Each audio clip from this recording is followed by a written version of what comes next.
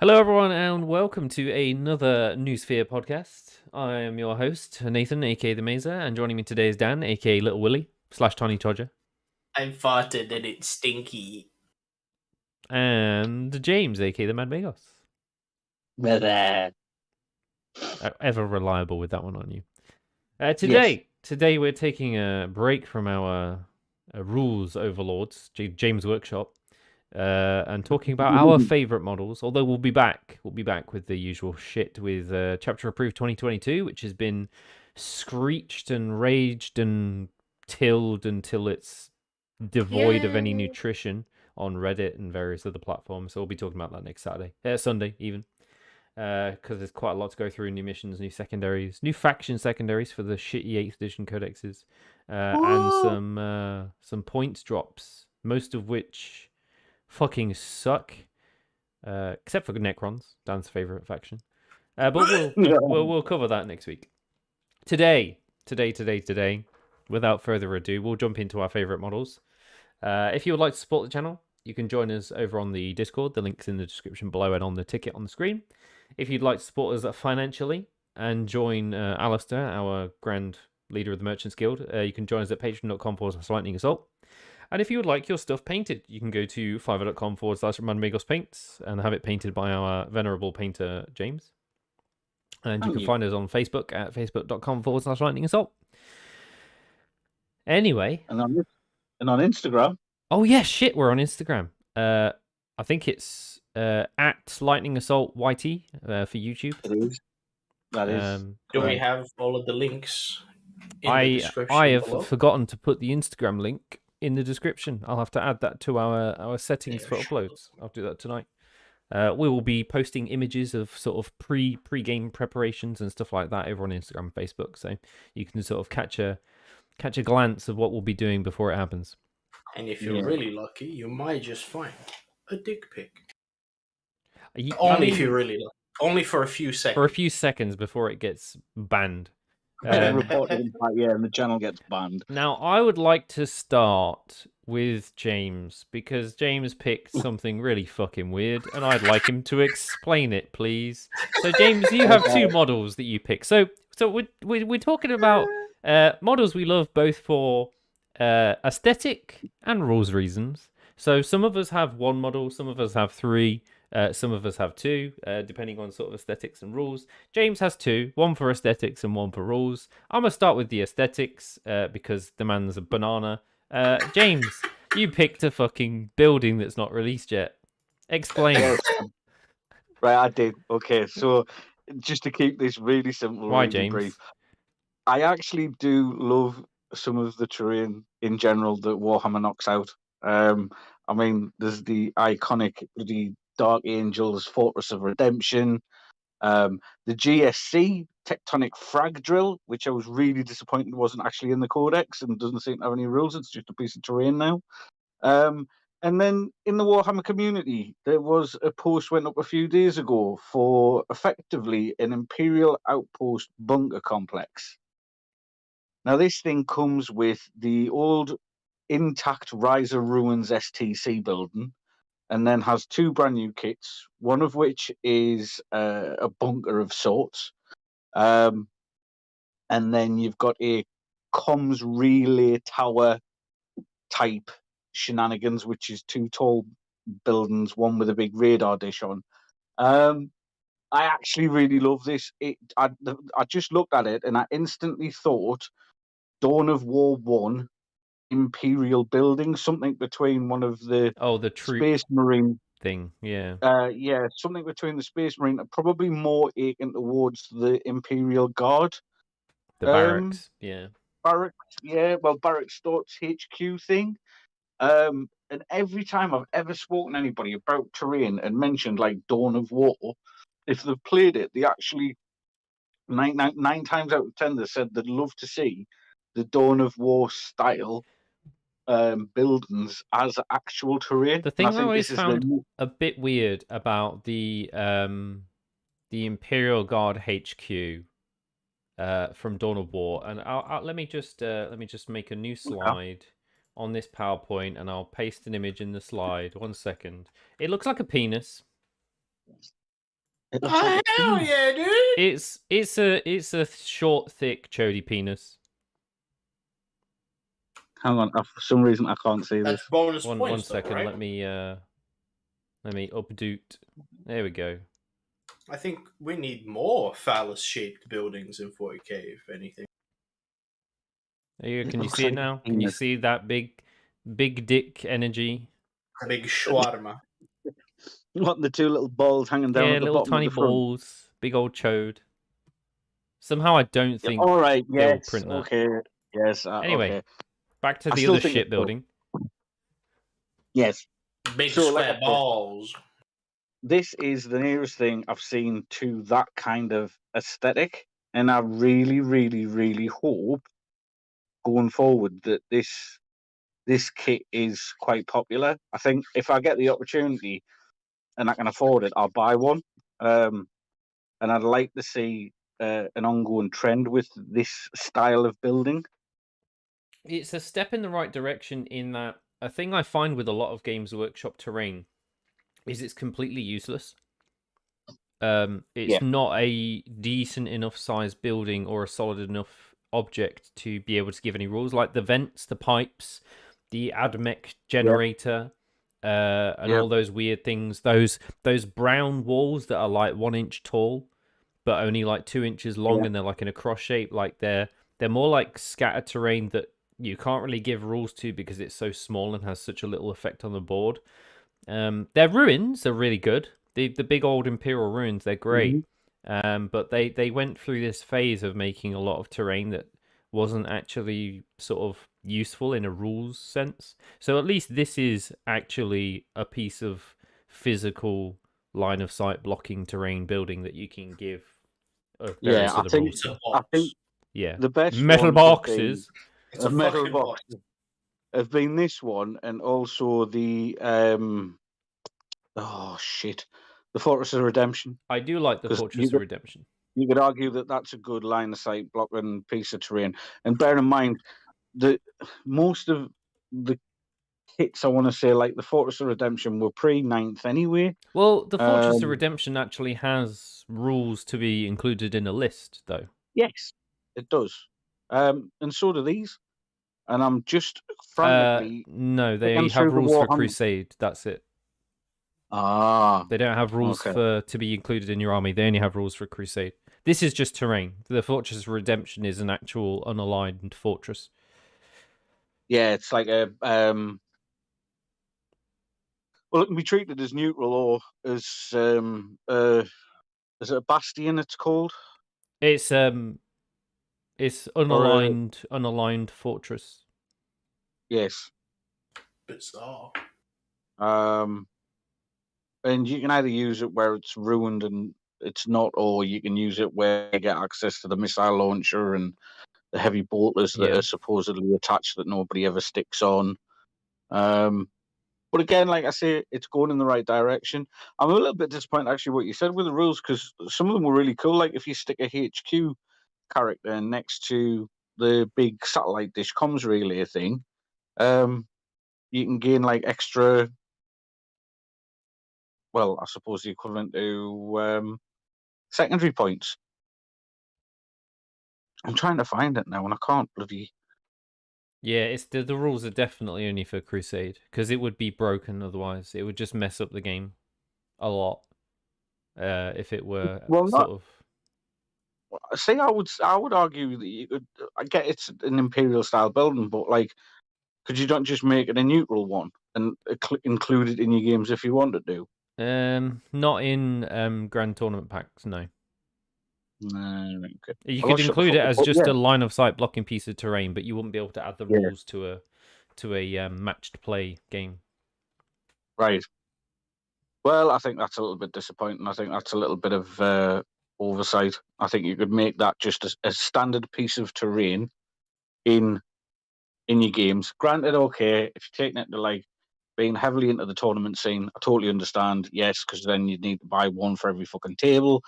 But I think just in your local meta, if you're sticking with, like, say, the Grand Tournament mission pack rules, like what we do, I'd quite like to see pieces of terrain, if you've got the time and you've made the time to buy them, paint them, put them on the table, that they can actually do something, but in a neutral sense. Yeah. So it's got just as much opportunity for you as it has for your opponent. I guess you can add in all of these terrain rules, it's like an you say, with awful lot of extra like actions that you'd have to be doing alongside your secondaries and primary. It would make life very difficult. Yeah. I mean, that transmit single one. So I found it here. If a character unit completes, basically, it's a character unit that completes an action at the end of the battle. Every time a unit's transmitted any signals, it gains 1 experience point. Well, fine. Change that 1 experience point into 1 secondary point. Job done. Single character performs an action on a piece of terrain, and you gain 1 point. And each character could do that. Stick it in the middle of the board. You can't do that because then you can gain over the maximum number of secondary points. No, not necessarily. So if you've already maxed out on your secondary, then there's no point doing it. But it's just a piece of terrain that gives you a chance to snag that point if you've cocked something up turn 1. But then how does a knight do it? Nobody cares about knights, Nathan. Yeah. Come on. Well, you don't have character knights? Yeah, you're not going to spend 500 points worth of headquarters to do 1 shitty action, are you? Well, exactly, but our knight's going to be more likely to be able to obtain the secondaries. No, not at all. No, okay. It's not balanced. There's just no way to balance something like that, and for it to be fair for everyone. Which is why they only do it for Crusade, because Crusade isn't balanced at all. No. Oh, well, there you go. But that's my reasons why. It was more for the aesthetics than, the rule. I agree. Like I say, I agree with your other choice, though. You are crazy. Well, for the rules wise, I am behind this next one. Tell us, James. Okay, so the second one is the Island Jackals, and I just think points per pound of flesh, so to speak, or pound of plastic. These guys are amazing. They're the same price as 2 Neophytes. There's the same amount of wounds, but they move faster because, 2 of them sprinting one after the other. Hey ho, this bike's quicker. On a side note, the models are beautiful anyway. I think they've really got it on point with those very Mad Max bikes and the motorbikes, yeah. Well, not even that, it just feels like they really do look like the old DTR 125s and the KX 250s that I used to fly about on as a kid. They look like standard human motocross bikes. Yeah. But like I say, rules wise, yeah, they move fast. You can give them invul saves. You can throw demo charges. In fact, you can do 2 demo charges with some of the shenanigans where you throw 1 in the movement phase and then a second one in the shooting phase. These guys can advance, charge, fall back and shoot, fall back and charge. They're just such a utilitarian unit in the new GSC Codex. And they're cheap as fuck. Well, that's what I'm saying. They cost the same as 2 Neophytes. Yep. It's madness. Like I say, they get access to power weapons. I believe they're the same cost as a TAC Marine at 12 points, right? 12 points, yeah. T4, 5-up save, -1 to hit, millions of weapon options, move 14 fucking inches. Well, have 2 wounds each. So it's just like you clag 2 Neophytes together, but they've got better movement, stronger, tougher, faster, stronger, as the song goes. Yep. What's not like about them? And like I say, they've got I think they've got the core keyword, haven't they? No. If I'm not mistaken. No, they haven't. Oh, wait. Core. Actually, they might do. I think this screenshot is wrong. I think this hasn't been updated. Yeah, I'm pretty sure they've now gained the core keyword. Yeah, there's only 4 data sheets in the entire GSC codex that has core, and I believe these are one of them. Yeah, I could it'll be be wrong. these. Well, it'll be these. It'll be the Neophytes. And the aberrants. No, wait. The The aberrant. aberrants core? No, it'll be the Neophytes. The Pure Neophytes. strings? No, not the Pew Stain G-Seals. They won't have core. It'll be the Neophytes, the Acolytes, Ah, that's it. the Metamorph hybrids, which are the elite slot, but they're just like the Acolytes. They've just got the bit stronger, got close combat weapons, and then these guys. Yeah. And like I say, there's a load of shenanigans you can use with stratagems and buffing them with characters. Like I say, I think I'd love to have like 20 or 30 of these on the board. I can't afford it at the minute, but Yeah. in time, I think we'll get to that stage. Unless GW hits them with a nerf back 3 to 6 months in which case I won't care because I won't be there by that point. But yeah, I think an army based around these models is going to do very, very well. And I think they're great just as a utilitarian, stick it in, and again, if you want them to harass a flank, You said stick it in. they can do that. They can, Got 'em. if you're lucky enough and your opponent leaves his character like out in the open slightly, or just hasn't thought about other model placement for one turn, these guys can capitalize on that. Like I say, they can move. What did you say? 14-inch move. Yeah. And I believe and the character that you can have, I can't remember what it's called. There's a character on a bike. He can The Jack snipe Walker. characters, yeah. Well, he can, but I think it's more for the fact that he's going to be able to give you an auto crossfire Yes, yeah. with said sniper rifle. I mean, he can snipe with characters, but it's a typical sniper rifle. Yeah. It'll take you 2 or 3 turns of him doing that just to kill a character. Yeah. I think if anybody's going to be running the Alpha Jackal, it'll be the shenanigans he can give you with crossfire and out in the open markers. Yeah. But the Jackals, I think the Jackals are where it's at. I'm not even that bothered about the actual Wolf quad bike. I think it can be situational. You can only give it either a heavy flamer or a mining laser. Again, if you're going to take that, you're probably hoping that the model that the unit that you're shooting at's already got crossfire markers on it. Yeah. So you're getting the +1. Again, like I say, it's a las cannon, and we all know, at least with ourselves on our channel, Laughably we get unreliable. one hit, one shot, high strength, high AP, high damage weapons just never do anything. Who was I playing against when I ran the Venerable Land Raider with 4 las cannons? And it did nothing all game. And then at the very end of the game, it killed a tank. Yeah, that was me. Yeah, that was yeah. So, like I say, and I mean, I brought las cannons on me Lehman Russes, and they never do anything. I think at one point I had around 4 Lehman Russ with 4 las cannons on the front. I think one of them hit once the entire game, and then failed to do fuck all. Yep. So yeah, that's me rules pick, but I think also they are fucking beautiful models as well. Excellent. Dan, which one would you like to start with? The Flyer or the Titanic? I don't mind. Just tell me what you're putting on. We'll go for the Wraith Night, first of all. Ooh, the Wraith Night.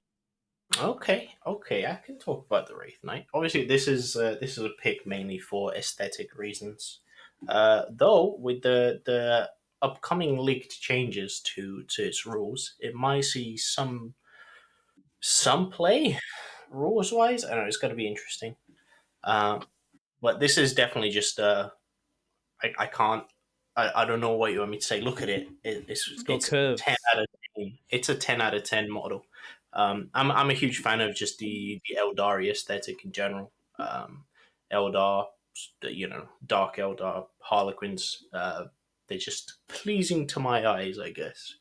And I think Wraith Night is like the epitome of a badass Eldar machinery robots, or Wraith constructs, I guess.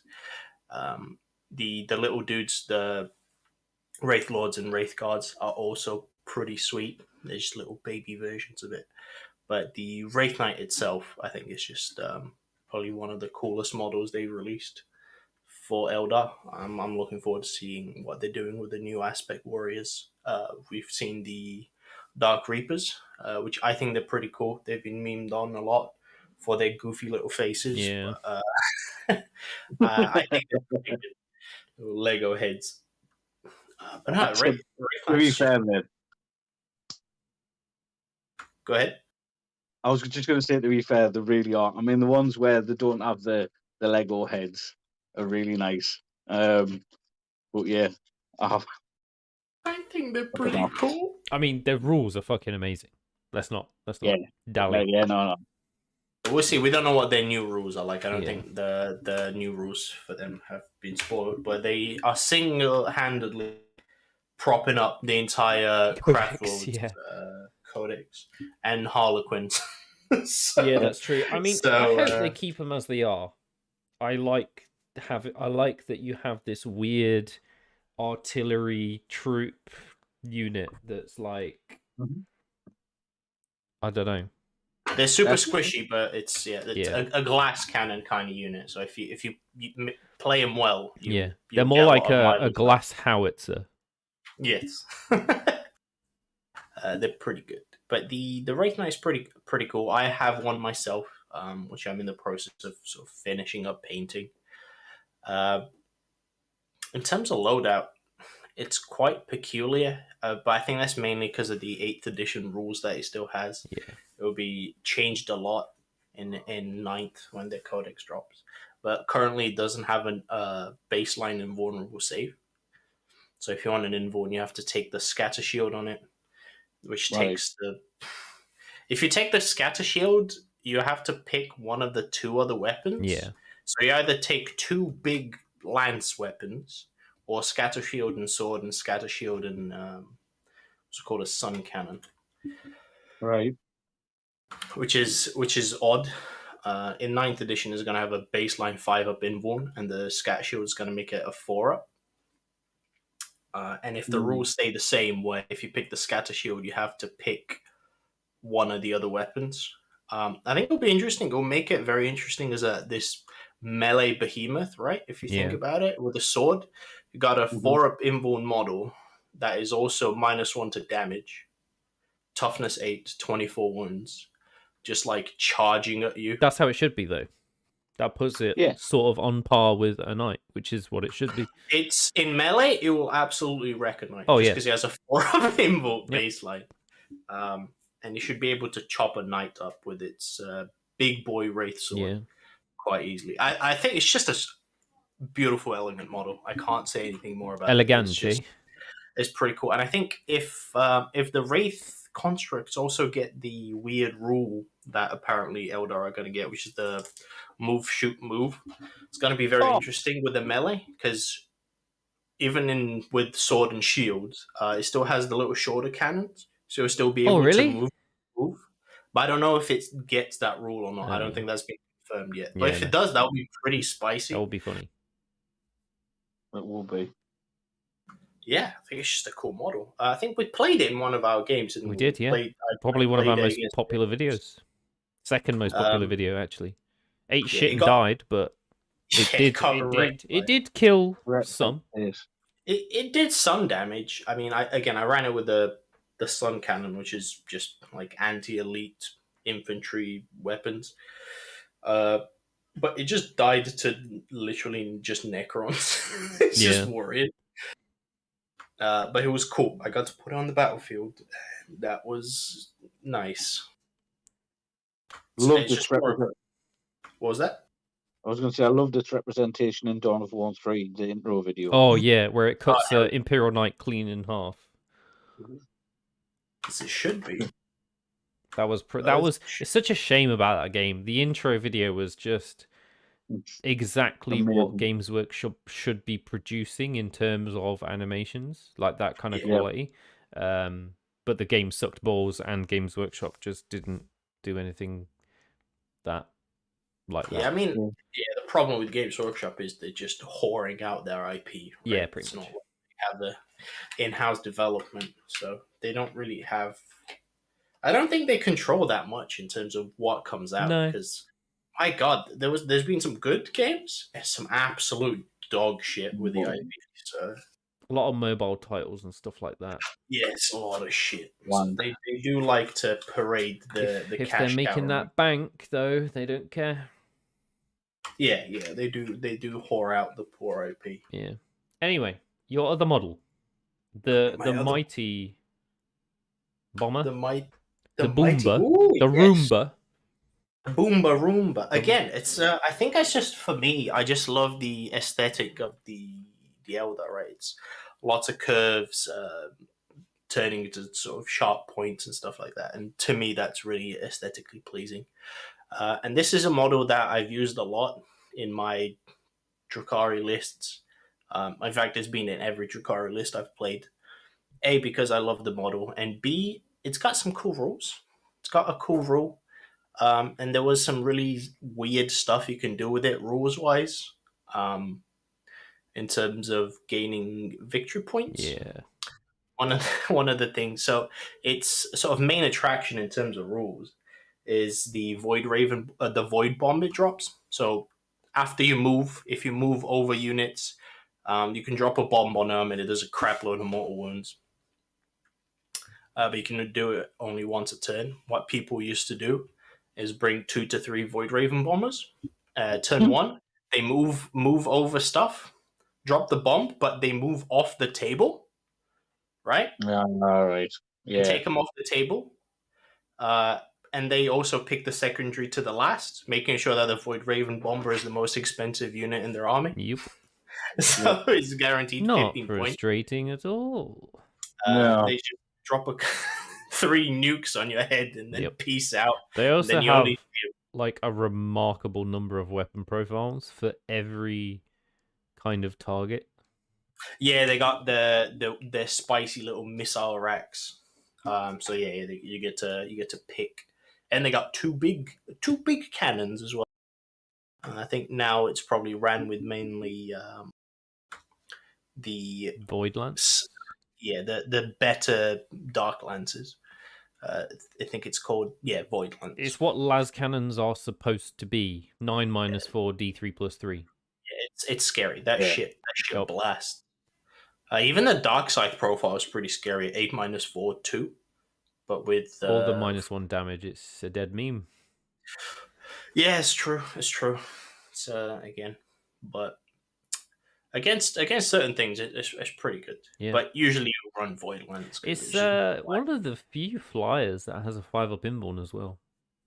Yeah, it's got that 5-up. I mean, I think pretty much all Drukhari vehicles have that. Oh shit! I've only just noticed it has power from pain. Yeah. Fuck you now. I did not know that.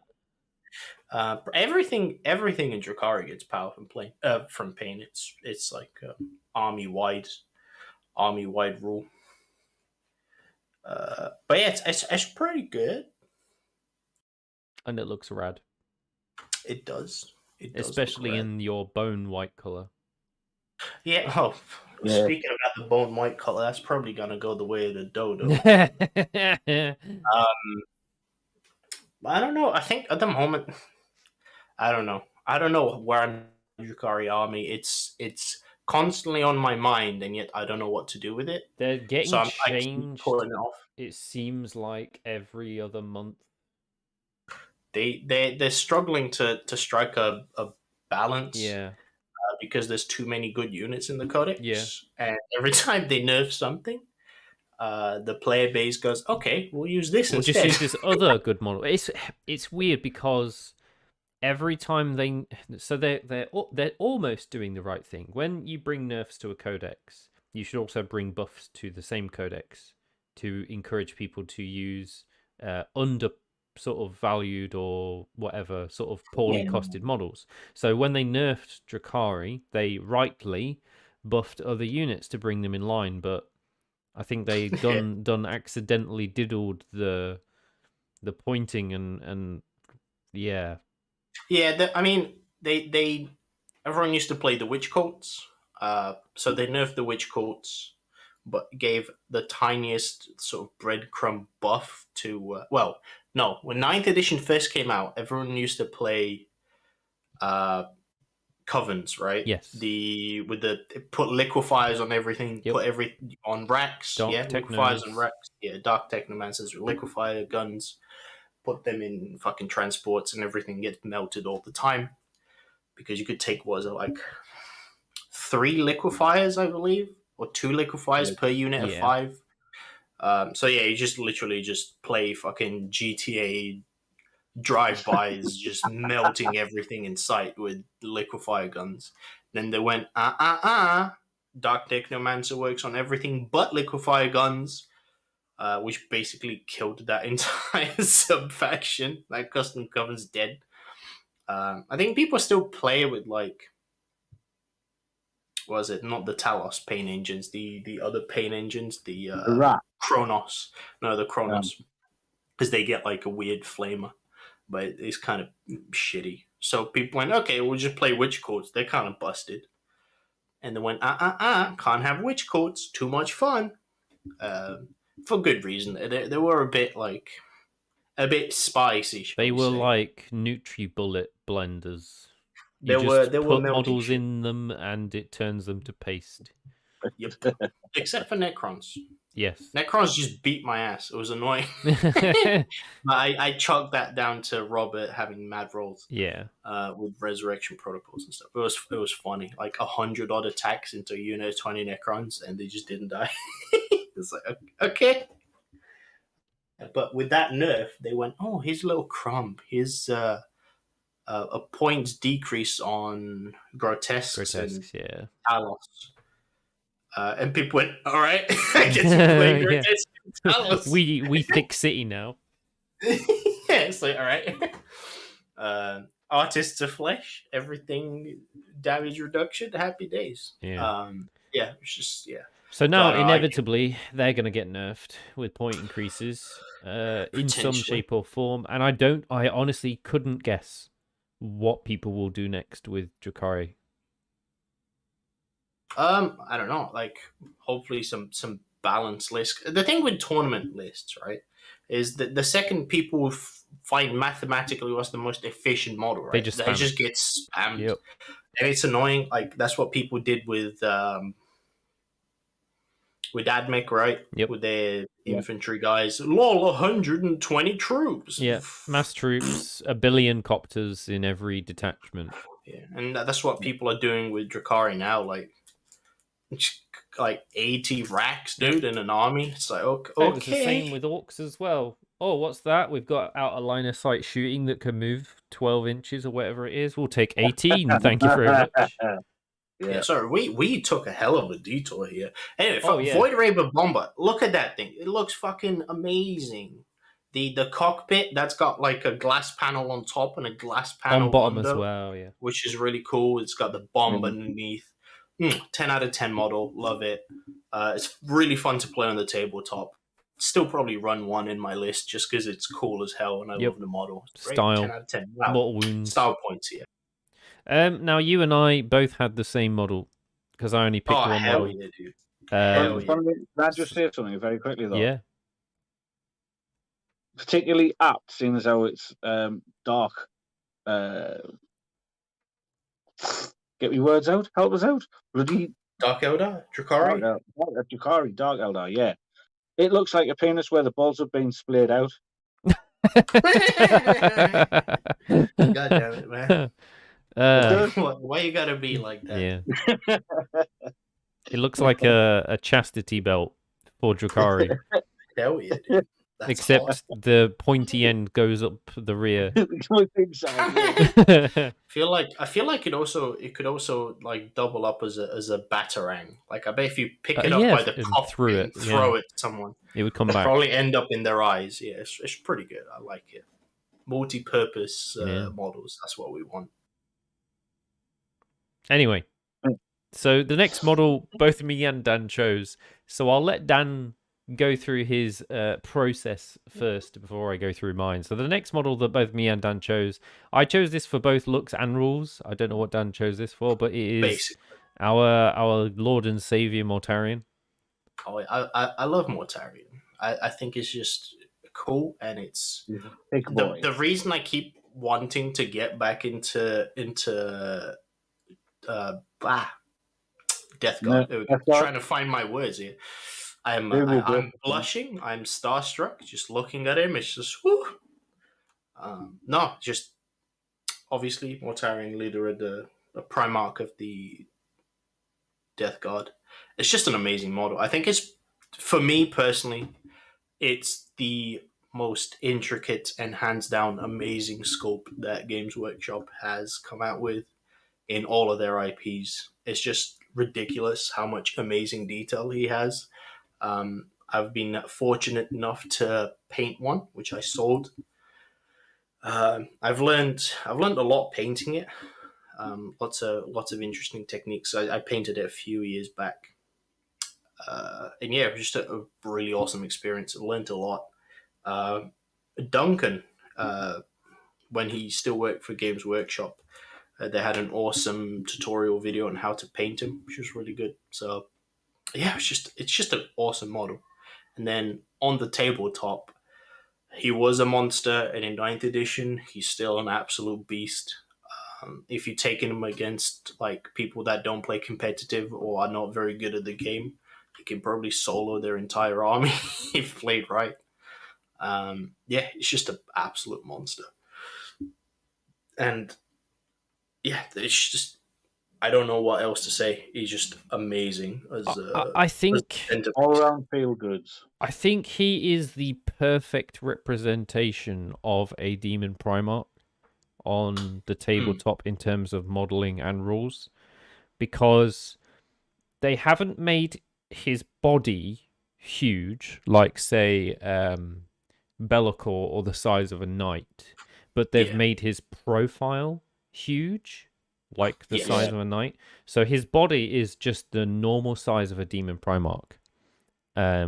Like Guilliman, he's got like the normal size of a Primarch, but he's a bit bigger. He is much bigger, yeah. But he is in the lore as well, and so what they've done is they've made his profile utterly enormous and terrifying and thick and just daunting to look at by way of the modeling. Yeah, he's superimposing. He's one of those models where you not only look at it on the battlefield and you're like, oh fuck, when you see him, but also when you go through his actual tabletop rules, like, he's T8. Your opponent goes, oh fuck. He's T8. He's got the toughness of a knight. He hasn't quite got as many wounds as a knight, but it doesn't fucking matter because he's still tanky as shit. He's got disgustingly resilient. He's got a 3-up save and a 5-up invuln. So he's 4-up invuln, sorry. So he's automatically better than a knight in durability. He hits better than a knight. He moves just as fast. He gets 4 fucking warlord traits. It doesn't even fly because he can fly. Yes. Yeah, he can fly. He can cast 2 psychic powers, right? Yep. And deny 3. So he's like a fucking caster's nightmare, on top of being a tanky beast, on top of having a pistol that can shoot through enemy units. So when you shoot, it does the whole line. Does the line through enemy models. He has the twin profile on his melee weapon. He does the full reroll stuff in your army. He's kind of like the Silent King. Yes, in terms of rules and both physical imposition on the game. I don't know. I think he's so perfectly designed game rules wise that it's not like a Shadow Sword where it costs 450 points and you've got like a 50-50 chance of it doing what it's supposed to do. But it looks cool. He actually looks cool and he does what he's supposed to do, but at the same time he's not broken. No, he's got that nice balance where he's strong enough, but because he is, he can't hide behind shit. Yeah. So he has to eat the damage as well. So he dishes it out and can take some punishment. But at the same Yeah. time, if your opponent is trying to kill him, they're not killing the stuff that's actually scoring you points. But if they don't kill him, he's going to murder the stuff that scores them points. Good points. He's kind of like a gatekeeper model, where if you are a very, very good player, you can almost play around him and know how to deal with him. He's still going to wreck your shit, but you will know how to play around him. But if you're a new player, you're probably going to have a bad couple of games, because he's quite difficult to play around if you don't quite know the sort of the finer details of the game. I would really like to buy one and add it to our Death Guard collection at some point in the future, just because he's such an iconic model. And he's the only demon Primarch we've got, right?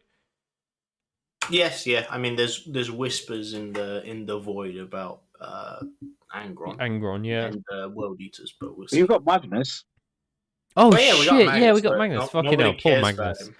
And he's nowhere near as cool. Yeah, he's nowhere near as good. I mean, his model is fine. His model's good. It's decent. It's okay. It's pretty He's got good. chicken legs. Yeah, but they kind of fucked him in the rules department. Yeah. Like, since their new codex, they nerfed him quite a bit. Yeah, he got shafted pretty hard. Like, he used to have, in 8th edition, you get him up to a 3-up inborn, right? Yes, he could kind of buff himself. So you get like 3-up inborn and then a -1 to hit. And yeah, he was kind of weird because he was kind of meant to rely on psychic powers.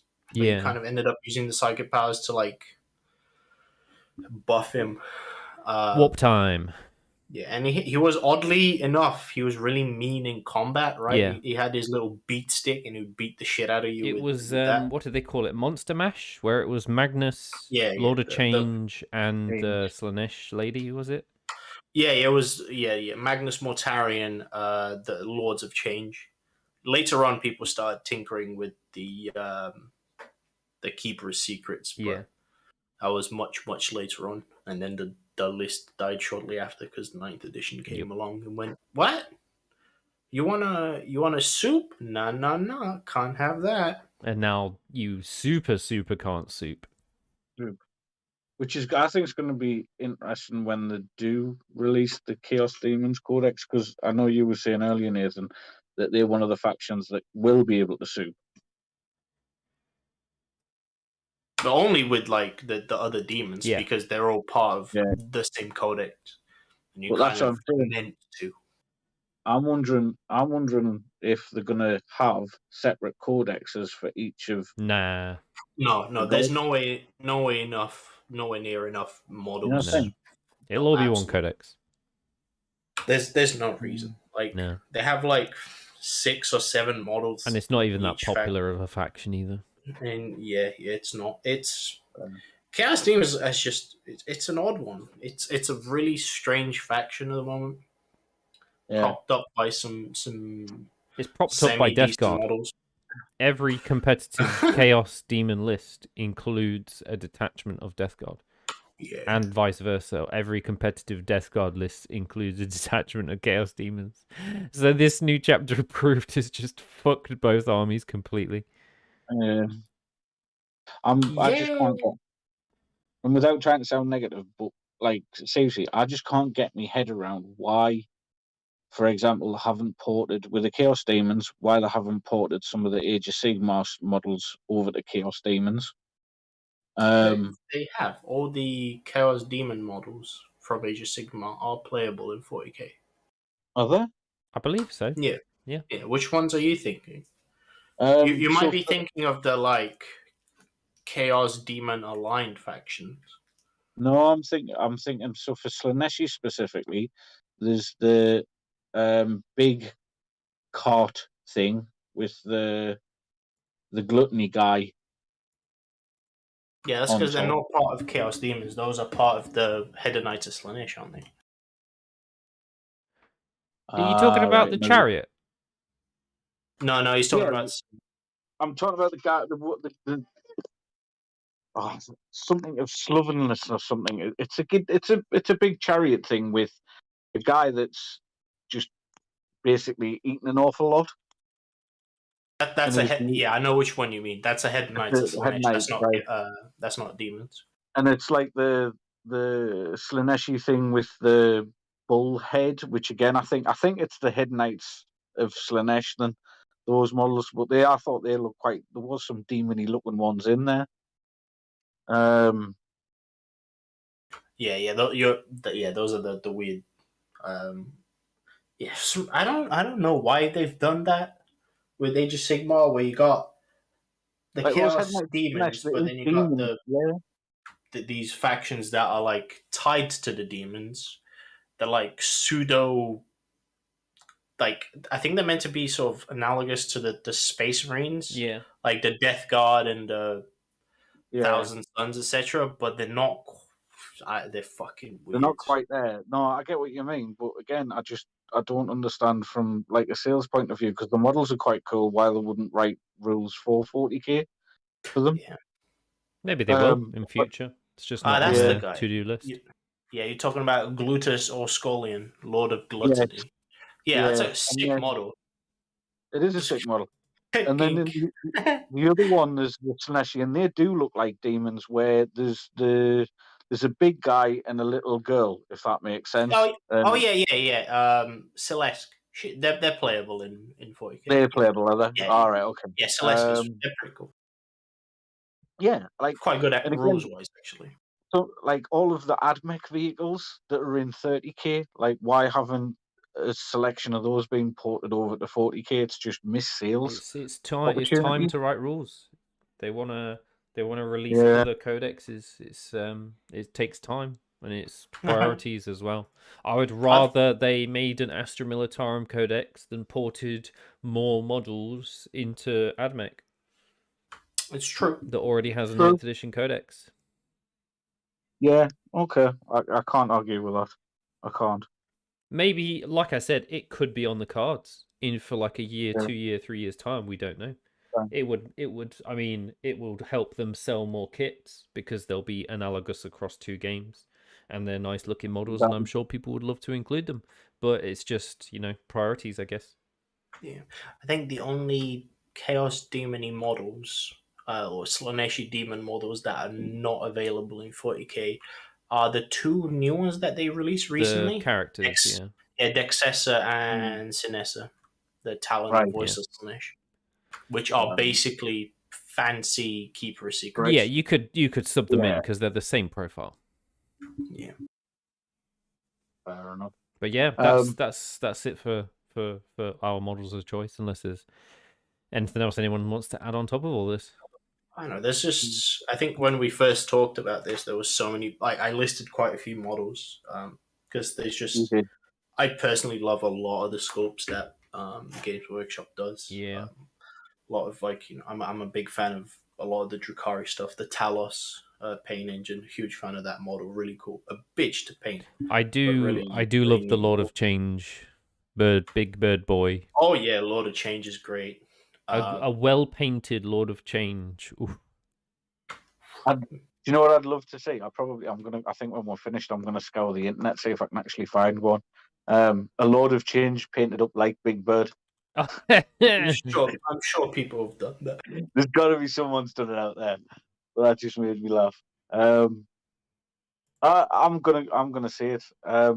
I didn't like Primaris Marines when they first came out, and they have slowly but surely grown on me, and I do like them now. So yeah, I've said it. I like Primaris. I mean, when they first came out, I was just like, meh. This is just gonna replace all the TAC Marines. And then when they didn't replace the TAC Marines and they kept all of the original sculpts, Yeah, I was like, okay, this army now has 500 data sheets. I understand yeah. people already own a large proportion of models. It wouldn't surprise me. I do prefer the Hmm. new Primaris models, 100%. But it wouldn't surprise me if eventually, and I don't know how long it's going to take, all of the Firstborn Marines become legend ruled. Right. Maybe, but I don't think that's anywhere like in the near future. I don't see that being something happening in the next like 4 years, for But example. the problem is, a lot of the Firstborn Marines are actively sabotaging the sales of some of the Primaris Marines. Stuff like Vanguard veterans. People are buying dozens and dozens of Vanguard veterans instead of Assault Intercessors. Do you know what they're gonna do though? And it's the smart thing to do. And personally, I prefer that.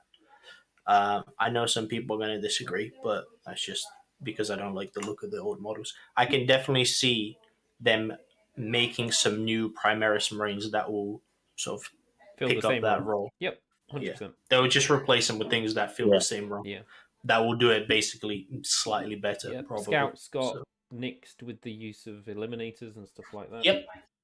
Yeah. I mean, you've even got, if they decide to use the Black Templar scout style neophytes. Yeah, 100%. They- I mean, they the could Redemptor work with any Dreadnought, scout. resounding success in replacing the old Dreadnoughts because it's a great model with great rules. Yeah, dude, I think it honestly, sucked in 8th edition, though. I don't think anyone played it in No, 8th no. for the longest time. But eventually they managed to get it in a good balance spot. Yeah. I am still going to say, and I don't know if you remember us calling it a few months back, or probably one of the earlier podcasts, there is rumours that when the new 30k box set drops, that there will be Primaris size Firstborn Marines in that. Oh, in the kit. In the actual new 30k kit, yeah. Yeah, they'll be remodeled. Yeah. Which makes sense, but they're not going to be fucking Primaris. I think that was our argument, wasn't it? No, they're just going to be. They're going to be Primaris size. So I don't know if that might keep them alive in that respect. I can imagine loads of people buying shitloads of them to replace their normal Marines, just so that they can flex and have a full fucking 30k Marine force. Yeah, I mean, if they're easily kit bashable, I don't make think your Vanguard veterans, right? Oh, yeah, some really, really fucking cool models, maybe. Definitely. I mean, if they sold jetpacks as an upgrade kit, I would just buy 30 of them and convert all my Assault Intercessors into Van Vets. Yeah, it would be cool, but it's hard to. Yeah. So I think the nearest thing they got is the Primaris, what they call the Inceptors. And they cost quite a lot. That's my biggest issue with Primaris is their names are all a bit kind of similar. The same. You've got Inceptors, Intercessors, Interceptors, Assault Intercessors, Invictus Tactical Warsuits. Fuck, what are the fucking Aggressors? Yeah. Outriders. Yeah, they're just like a bit samey, but anyhow, I can live with it. The models look nice. Yeah, that's true. Anyway, that's it. Nothing else, boys? No. No, nothing off the top of my head. I mean, I could talk for the rest of the night, but yeah, no. We done did it. Next week on Sunday at 7 p.m, we'll be talking about Chapter Approved, everything and all of that jazz. Next Wednesday at 7 p.m, we'll be playing Orcs against the Blood Angles. Oh, in Cursors, Robert. Hey, Rob's on chat. In Cursors, other Primaris stuff. Sorry, where was I? Oh yeah, next Wednesday at 7 p.m. we'll be talking. Well, we won't be talking. Sorry, we'll be playing Orcs versus Blood Angels. It'll be me and James. And then I believe the week after that it will be Orcs against Necrons with our boy Alistair. And then the week after that it will be Orcs versus whatever Dan wants to bring to the table. Be it some form of space elves or some form of flamers and melters. Ooh. Neither. It's going to be knights.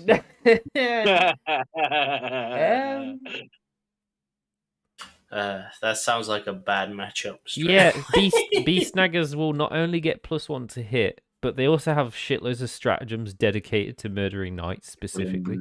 Titanic units specifically, sorry. For some reason, Lovely. yeah, they nice get monstrous creatures, isn't they get it? like Vehicles +1 and to monstrous wound or creatures. full reroll to wound against Titanic units for like 1 CP or something weird like that. Plobuscus. It's the Plobuscus man again. Hello, J. Constantine. You've come to the end of the Hello, party. I'm hello. gonna have to Google I've forgotten. Plobuscus. I don't know what that means. It doesn't It exist. literally comes up with nothing. I did the same thing. He's successfully found a word that Google doesn't recognize. The man's been trolling us with Plobuscus I was for, going to say for a because he was on the he was on the butt rep last. Was he? Yeah, and he was the one that he kept putting. I can't remember what the word was, but he kept putting it up, and I was like, I was saying to you guys, does this mean anything? And you're like, I don't know. Oh, that guy. All right, I got you. Well, welcome, Jay, to the end of the stream. We'll see you next Wednesday, and you can Wagwan yell more brothers. words that Google doesn't recognize. One bread bin. It kind of Wagwan brother. Right, let me just Google this as well. Wagwan bread bin. That's. Oh, what's going on? Nothing. Yeah. How about the weird bootless slang. Indian Marine? What the fuck is? No. Hold on, Jay.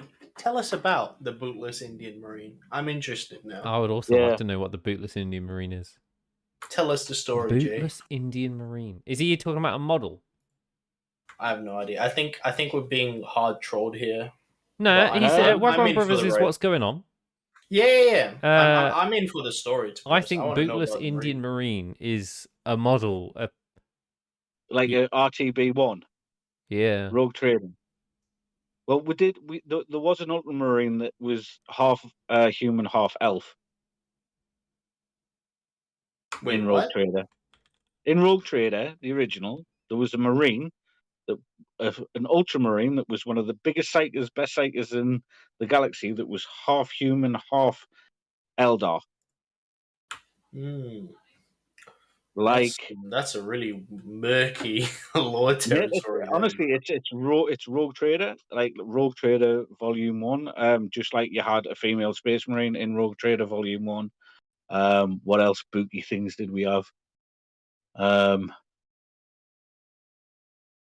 Rogue Trader Volume 1. You mean like in the 80s? Yeah. Ah, yeah, that's all non-canon. It's nated, it's canon. There's nothing in the 40k verse that's not canon. Because the 40k verse is just misinformation. So everything is right. I choose that to be misinformation. Everything is right and everything is wrong, as far as I'm concerned. Well, I'm making a selective choice to ignore that piece of Sorry, misinformation. I'm furiously searching the internet for a bootless Indian Marine Warhammer model, and I'm not finding anything. I don't think there is, man. Come on, Jay. I think you're being taken for a ride, my guy. I think we are. It's nice. It's nice you guys have come in, albeit late. We have chapters based on cultures, and I asked a while ago if you guys thought this guy. my idea of have you read what this guy's put? This is hilarious. Well, we have chapters based on cultures, and I asked a while ago if you thought my idea of a poverty-stricken Indian chapter that only wears combat flip-flops was a good idea. I mean, I would love that. It could be cool. The question is, what kind of Indian? Are we talking about, like, American Indians? Like, native Indians? Or, like, Indians from, like, India? Do you remember? He says he's Indian. He says he's Indian, not Native American, Dan. So I think he's Indian. I'm fucking down. Do they have like magical curries that like heal their wounds? I'd be down for that. Do you remember that video of the guy that's on the treadmill? Do you remember the video of the guy that's on a treadmill and he falls off and his flip flops fly in the air? It's their death animation. I mean, I want to say, Jay, if that's the case, I think your chapter master needs to go the backstory. Your chapter master needs to go through some kind of Slumdog Millionaire story arc. And he's got a gold-plated AK-47 style bolter. Yeah, I'm down for that. Isn't one of the traditional Indian weapons like the weird like blade whip? I'd be down with blade whip. That would be pretty cool. Too. I don't know. Maybe this was done as amusing, but I'd be down. I'd be totally down for flip-flop wearing Marines. Yeah, dude, with some like weird, like traditional Indian weapons. Oh, the I'd be curry. fucking- Yes. Kit bash Brilliant. it. Kit bash it all immediately. Yes, Oh god. I'll be down for that. Yeah. Well, this took a turn. Maybe It borrow did. a bit from like Sikh culture, give them like badass turbans. What are dude. those I'd be blades super called? down. What, the talwars? Is The it little, Talwar? the curved swords that Yeah. they got? Yeah, I'll be Scimitar. down for talwars. Oh, is it Katars? Don't know. There's a bunch of curved swords. Yeah. Oh, thanks, Jay. Bless him. Hey. Yes, anyway, thank you for joining us towards the end. Yes. You can catch us next Wednesday at 7 p.m. Hope you guys join on the chat. We would love to talk to you while we're playing to help us wipe the tears away, depending on who's playing. Come join us in the Discord afterwards. Oh, yeah, absolutely. Yeah, Yes. in the link below. Right, anyway, Always. that's that for tonight. We'll catch you guys next week.